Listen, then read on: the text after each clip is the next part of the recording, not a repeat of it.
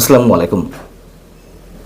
আমাদের একজন খুবই যোগ্যতা সম্পন্ন বহুল আলোচিত একজন স্বরাষ্ট্র উপদেষ্টা রয়েছেন, লেফটেন্যান্ট জেনারেল অবসরপ্রাপ্ত জাহাঙ্গীর আলম চৌধুরী। শোনা যাচ্ছে খুব শিগগিরই তিনি পদত্যাগ করতে পারেন, তার পদত্যাগের ঘোষণাটি যে কোনো সময় আসতে পারে।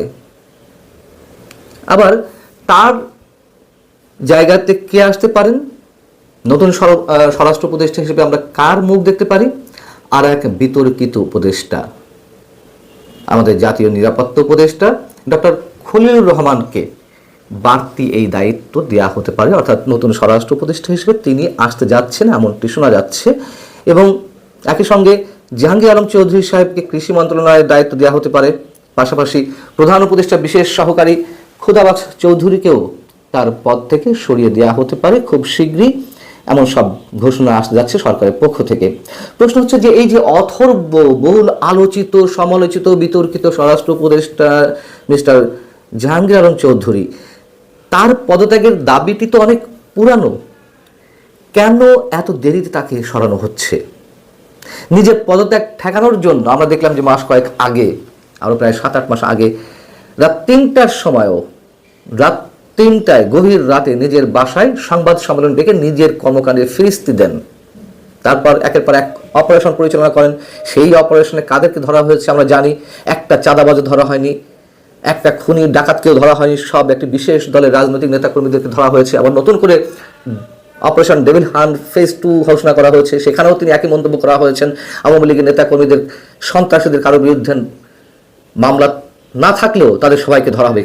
কি যোগ্যতম, অসীম যোগ্যতা সম্পন্ন একজন স্বরাষ্ট্র উপদেষ্টাকে আমাদেরকে দেখতে হয়েছে গত 16 মাস ধরে। এখন যেহেতু আবার নতুন করে আর এক ব্যক্তির নাম শোনা যাচ্ছে, আর এক বিতর্কিত ব্যক্তি ডক্টর খলিলুর রহমান, তাকেই কেন এই পদে আনা হচ্ছে বা নামটি শোনা যাচ্ছে? এই তো সেই খলিল সাহেব, যার পদত্যাগের দাবি ছিল এর আগে থেকেই বিএনপি সহ বিভিন্ন রাজনৈতিক দলের পক্ষ থেকে।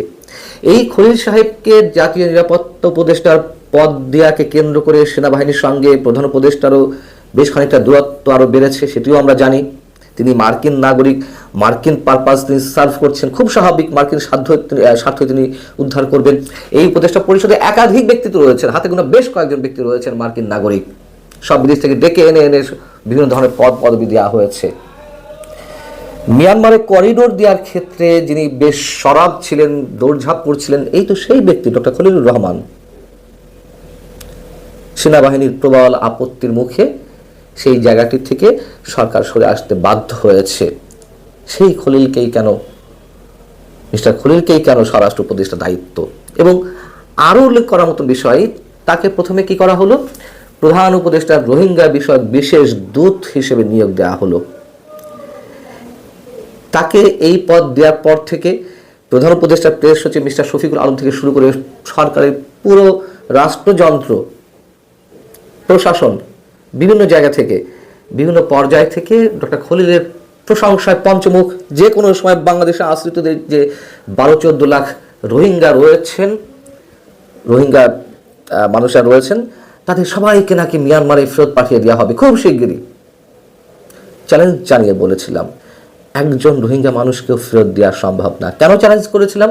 যত সহজে এইসব আপ্তবাক্য আওড়ানো হয়, যত সহজে ঢাক ঢোল পেটানো হয় প্রধান উপদেষ্টা প্রেস উইং থেকে শুরু করে সরকারের বিভিন্ন কর্নার থেকে, এত সহজ তো নয় বিষয়গুলো। তো সেই খলিল সাহেবই যদি স্বরাষ্ট্র মন্ত্রণালয়ের মতন অতিরিক্ত কোনো দপ্তরের দায়িত্ব পেয়ে থাকেন, অবস্থাটা কি হবে বোঝা যাচ্ছে। আচ্ছা, যাই হোক না কেন, যদি তিনি পারেনি আমাদের কোনো আপত্তি নেই, ভালো কথা।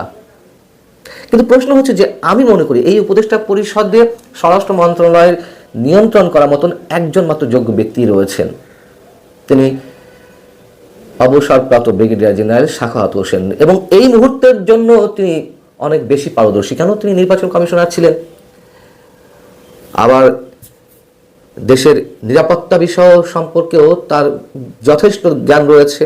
কিন্তু তাকে দেওয়া হচ্ছে না। কেন দেওয়া হচ্ছে না সেটিও খুব সহজ কথা। তিনি প্রথমে স্বরাষ্ট্র উপদেষ্টা ছিলেন, এই সরকার যখন ওথ নেয় সেই প্রথম পর্যায়ে তাকে তো এই মন্ত্রণালয়েরই দায়িত্ব দেওয়া হয়েছিল, কিন্তু মাত্র 4 দিনের মাথায় তার পদটি চলে গেল, তাকে তার দপ্তর পরিবর্তন করে দেওয়া হলো পাট ও বস্ত্র মন্ত্রণালয়, পরবর্তীতে আবার নৌ পরিবহন মন্ত্রণালয়ের দায়িত্ব। তাকে দেয়া হবে না সোজা সবটা কথা, তার কারণ তিনি 5 আগস্ট নিয়ে নিজের অজান্তেই সততার সঙ্গে একটি বিতর্কিত মন্তব্য করে ফেলেছিলেন। আপনাদের নিশ্চয় মনে আছে, তিনি ওথ নেওয়ার পরপরই, উপদেষ্টা হিসেবে শপথ নেওয়ার পরপরই তিনি আহত পুলিশ সদস্য, আনসার সদস্যদেরকে দেখতে গেলেন। সেখানে গিয়ে তিনি সাংবাদিকদের সামনে প্রশ্ন করলেন, মানে নিজেই প্রশ্ন করে ফেললেন যে তারা যেই গুলিতে আহত হয়েছেন স্নাইপার রাইফেলের বুলেটে, স্নাইপার রাইফেল তো তার হাতে আসার কথা নয়। তার মানে এটি একটি বিশেষ গোষ্ঠীর হাতে, বিশেষ জঙ্গির হাতে গিয়েছিল। ওই 5 আগস্ট ব্যবহার করা হয়েছিল পুলিশ আনসার সদস্যরা যাতে আহত হয়েছিলেন। সেই প্রশ্নটি উত্থাপন করার কারণেই তার দপ্তরটি চলে গেল স্বরাষ্ট্র উপদেষ্টা থেকে সরিয়ে দেওয়া হলো পাট ও বস্ত্র মন্ত্রণালয়ে। অতএব তাকে যে আবার সেই মন্ত্রণালয়ে দেয়া হবে এটি মনে করা একেবারে বোকামি। তবে তিনি একমাত্র যোগ্য ব্যক্তি, অন্তত এই উপদেষ্টা পরিষদের সদস্য হিসেবে যারা কাজ করছেন তাদের মধ্য থেকে।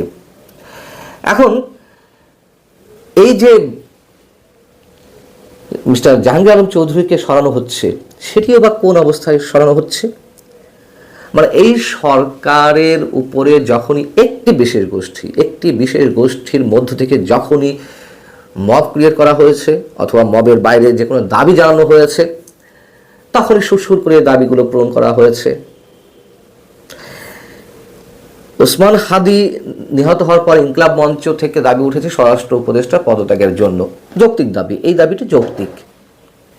তো যেহেতু তারা হুঙ্কার ছেড়েছে, হুঁশিয়ারি উচ্চারণ করেছে, এই ধরনের হুঙ্কার হুঁশিয়ারিতে আবার সরকার তটস্থ থাকে।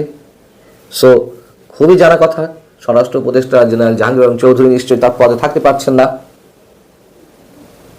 থাকার তো ন্যূনতম কোনো কারণ নেই, তার এই পদে কোনো ন্যূনতম যোগ্যতাও তার নেই। দেখুন কি অবস্থা, জানি না নতুন স্বরাষ্ট্র উপদেষ্টা এসে কি করবেন, আইন শৃঙ্খলা পরিস্থিতি কতটা উন্নতি ঘটাবেন।